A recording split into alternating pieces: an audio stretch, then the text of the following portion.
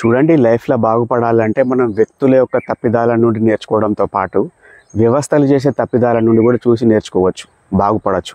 RBI Paytm పైన sanctions పెట్టడం, Paytm stocks కిందికి పడిపోవడం అబ్జర్వ్ చేయండి. మనం ఏ యూపీఐ వాడినా కానీ దాని వెనకాల సఫిక్స్ అబ్జర్వ్ చేయండి.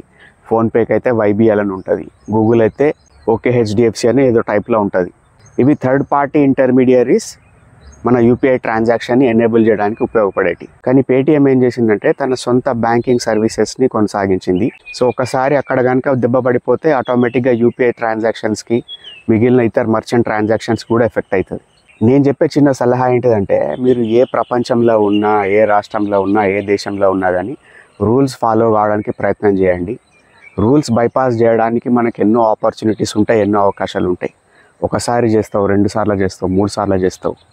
బట్ రాజ్యం అనేది, ప్రభుత్వం అనేది, రాజ్యాంగం అనేది, చట్టాలు అనేటివి చాలా పవర్ఫుల్. ఏదో ఒక రకంగా ఏదో ఒక కార్నర్లో దొరికిపోతాం. నా సలహా ఏంటిదంటే, మనల్ని పాలిస్తున్న వ్యక్తులకు మనం ఎంతో కొంత ఫేవరబుల్గా ఉండాలి. నిజంగా మనం పీస్ఫుల్గా హ్యాపీగా బతకాలి, ఏ తలకాయ నొప్పులు లేకుండా హ్యాపీగా ఉండాలంటే అనవసరంగా రాజ్యంతో కన్ఫ్రంటేషన్ పెట్టుకోవద్దు. మరి ఐడియాలజీల వద్ద, న్యాయం ధర్మం వద్ద ఇటువంటి డౌట్లు అడగకండి. అన్ఫేవరబుల్ ఫేవర్స్ చేయమని చెప్తలేను, but don't be in the bad list of the government or people in the power.